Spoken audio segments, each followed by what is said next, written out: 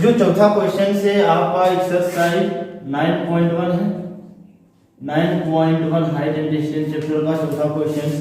What is the angle of elevation of the top of A tower. कहने का मतलब है कि कोई एक टावर है यहाँ पे और इसका जो टॉप से इसका एंगल्स ऑफ एलिवेशन बताया था, एंगल्स ऑफ एलिवेशन नीचे की तरफ ऊपर देखेगा और ऊपर से जब नीचे की तरफ देगा तो एंगल्स ऑफ डिप्रेशन।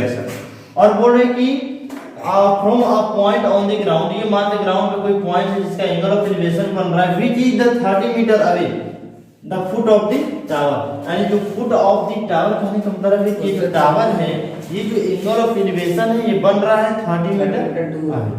तो ये एंगल ए बी सी, तो ये इसका डिस्टेंस कितना दिया हुआ है 30 मीटर और इसका एंगल ऑफ एलिवेशन कितना दिया हुआ है 30 डिग्री।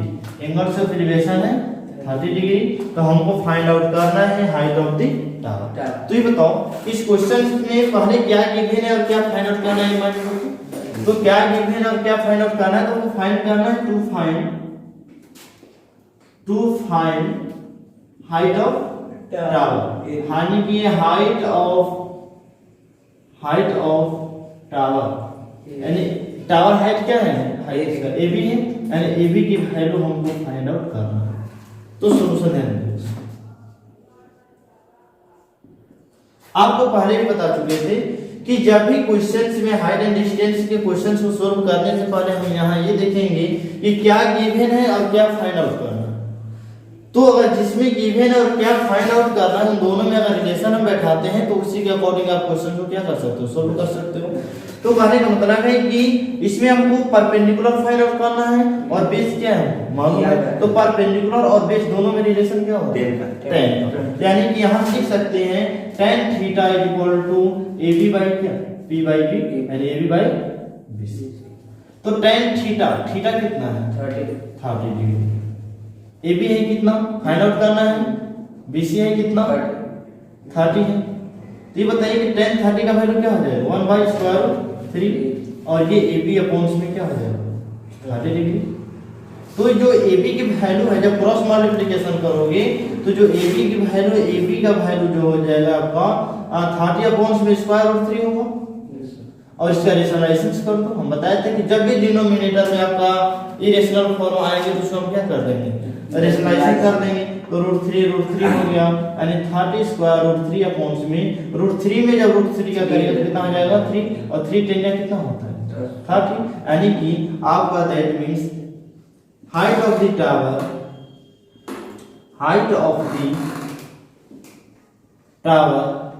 AB की वैल्यू कितनी आ गई 10 स्क्वायर रूट 3 मीटर। आपका क्या है समझे। चलो आपका पांचवा क्वेश्चन बोल रहा है कि a kite is flying at the height of 60 metre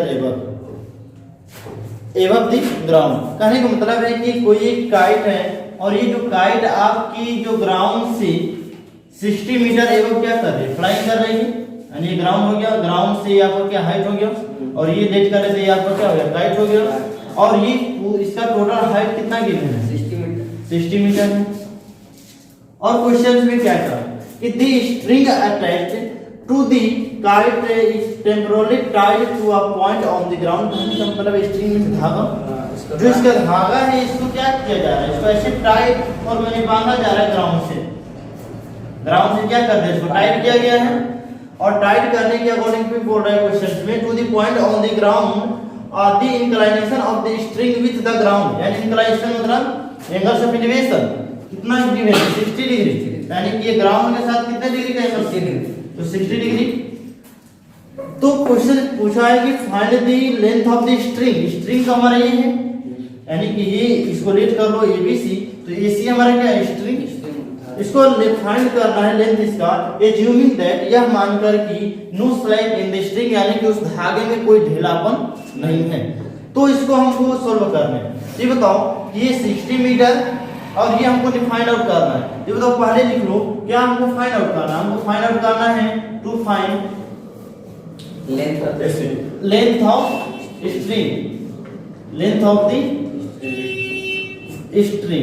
string यानी कि AC की वैल्यू AC की वैल्यू फाइंड आउट करना है। तो बताओ कि अभी हम सॉल्यूशन देखो, हाइट एंड डिस्टेंस के क्वेश्चंस में आपको पहले ही बता चुके हैं कि पहले इसमें रिलेशन बनाना सीखो। इसमें गिवन है आपको परपेंडिकुलर और फाइंड आउट करना है हाइपोटेनस। परपेंडिकुलर हाइपोटेनस, तो बताओ परपेंडिकुलर और हाइपोटेनस दोनों में रिलेशन क्या होता है? साइन का, यानी कि यहां से लिख सकते हो sin theta is equal to AB by AC।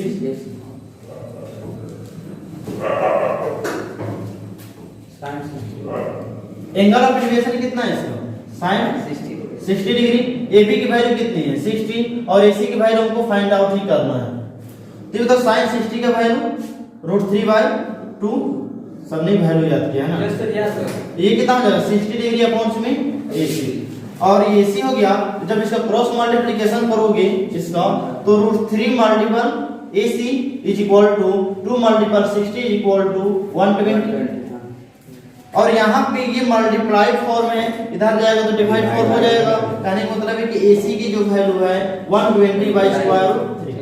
अभी बताएं कि जस्ट पहले वाले क्वेश्चन में इसको रेशनलाइजेशन करो, तो यानी √3 बाई क्या हो जाएगा? √3, और ये 120/√3 अपॉन में ये जो √3 का √3 में करेंगे कितना आएगा? 3, और 3 से कट करोगे कितना आ जाएगा? 40। दैट मींस कहने होता है कि 40/√3 आपका मीटर आंसर आएगा। रिलेशन क्या होता है? उसका हिंदी क्या होता है सर? किसका? रेशनलाइजेशन का। परिमेयकरण। सर रिलेशन क्या होता है? एलिवेशन देखो पहले हम बता चुके हैं कि देखो आपको मान दे कोई ऑब्जर्वर, जैसे कि आपके सामने कोई एक बिल्डिंग है, आप बिल्डिंग को जब नीचे से ऊपर की तरफ, जब नीचे की ऊपर की तरफ देख रहे हो तो आप एंगल ऑफ एलिवेशन बनेगा।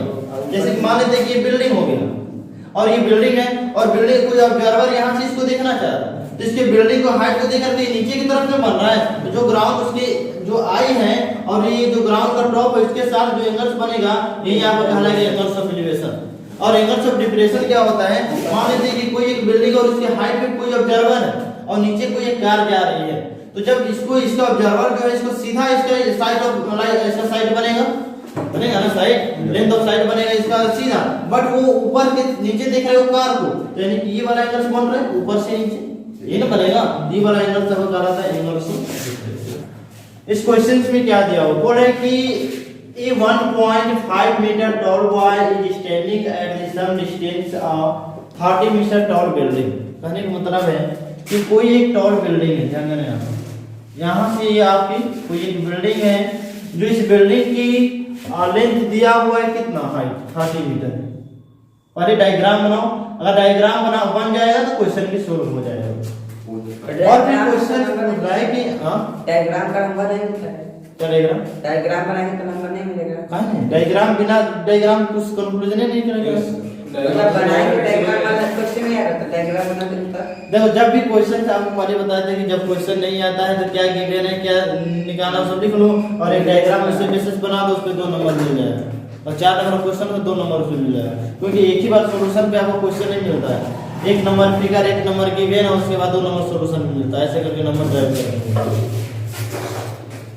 और ये बोल रहा है कि 30 मीटर बिल्डिंग है, the angle of elevation from his eye, कहने का मतलब है कि ये some distance from the tall building, ये आपका 1.5 मीटर का कोई क्या है लंबाई लड़का है, ये मान लेते हैं 1 पर, ये आपका ऑब्जर्वर है जिसकी लेंथ कितना है 1.5 मीटर। ये बताओ कि इसको ऐसे भी तो बना सकते हैं। पहले भी ऐसा क्वेश्चन हम कराए थे एग्जाम में, कराए थे ना? तो ये 1.5 से भी कितना होगा 1.5। और इसमें क्या दिया हुआ है कि the angles of elevation from his eye top of the building, देखो top of the building angle of elevation इसके आइज के साथ, ये आपका ऑब्जर्वर इसका आइज यही होगा, आइज के साथ क्या बोल रहा है कि इंक्रीज किया है 30 डिग्री टू 60 डिग्री। कहने का मतलब है कि पहले इसका कितना था 30 डिग्री, पहले इसका था 30 डिग्री और फिर बाद में उसका जो बढ़ के कितना डिग्री हो गया 60 डिग्री हो गया। तो बच्चा चल रहा था उसकी बिल्डिंग के पास, हाँ देखो दिया है एज वी वो टुवर्ड द बिल्डिंग, वो क्या करे जैसे कि वो बिल्डिंग की तरफ क्या करे जा रहा था, ठीक। तो बोल रहा है कि find the distance he walked toward the building, आपको ये निकालना है कि इसका डिस्टेंस क्या है, इसका डिस्टेंस जो बिल्डिंग की तरफ गया, जो एंगल ऑफ एलिवेशन 60 डिग्री बना। तो आपको यही आपको डिस्टेंस हमको फाइंड आउट करना है। तो ये बताओ कि इसमें पहले ये थिंकिंग करो कि क्या दिया हुआ है और क्या हमको फाइंड आउट करना है। तो हमको डिस्टेंस फाइंड आउट करना है किसका, find the distance he walk toward the building, यानी कि वो फाइंड द डिस्टेंस करना है कितना बिल्डिंग की तरफ गया। तो पहले बताओ गिवन क्या है, गिवन वगैरह है आपका, यहाँ पे नेमिंग कर लो, ये ए है, बी है, सी है, और ये डी, और ये ई हो गया, और ये एफ। तो पहले ही काम करो कि in triangle A D E में, ध्यान दो, ए डी ई में, तो ए डी ई में देखते हैं कि सॉल्यूशन पहले ध्यान दो। In triangle A D E angles of elevation total कितना बना है 30 डिग्री। पहले समझ ले जाना। जो क्वेश्चन है कि ये 1.5 मीटर टॉल बुआ है, ये आपका मान लीजिए जो है टॉल बुआ है जिसका हाइट कितना है 1.5 मीटर, और ये बोल रहा है कि किसी बिल्डिंग के सामने है और इस सामने है बिल्डिंग के कुछ डिस्टेंस पे खड़ा, हमको ये डिस्टेंस हमको क्वेश्चन में गिवन नहीं है। The angle of elevation of the his eye, जो ये आपका बॉय है इसके जो आई है, आई के साथ एंगल्स ऑफ एलिवेशन इंक्रीज कर रहा है 30 डिग्री टू 60 डिग्री। कब, जब when he walks towards the building, जब वो क्या कर रहा है बिल्डिंग की तरफ जा रहा है। तो आपको ही पूछा हुआ क्वेश्चन में कि find the distance he walked toward the building.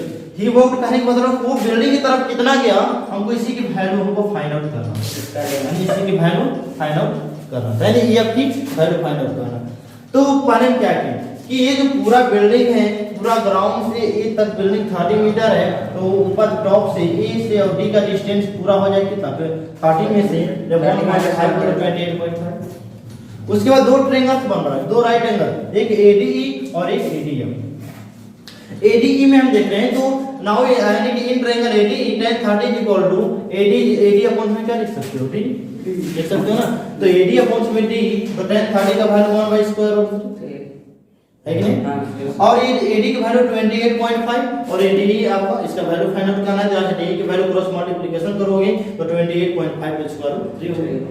इसके बाद now in triangle ADF angles of elevation 60 degree, यानी कि tan 60 इक्वल टू क्या लिख सकते हो, एडी अपॉन में यहां पे डी तो लिखिए एडी अपॉन में डी, तो ये tan 60 की वैल्यू स्क्वायर रूट 3 और ये हो जाएगा 28.5 अपॉन में डी। तो यहाँ से df की वैल्यू रेशनलाइजेशन करके आपका 28 पॉइंट स्क्वायर रूट 3 बाई कितना हो गया 3। अब हमको ये बताओ कि क्या हमको df चाहिए कि f चाहिए, f चाहिए, तो f को क्या लिख सकते हैं, f को पूरा de में से इतना को सब्ट्रैक्ट करके बाहर कर दो, कितनी वाला बचेगा नहीं, तो यानी वही कि f equal to de minus df, d की value 28.5 square root 3 minus df की वैल्यू 28.5 स्क्वायर रूट 3 बाई 3। अब ये 3 से कट कर दिए 9.5 टाइम्स में, और ये दोनों को सब्ट्रैक्शन कर देंगे तो आपका आंसर कितना आता है 90.90 टाइम कितना लगा सर, टाइम 15 मिनट से।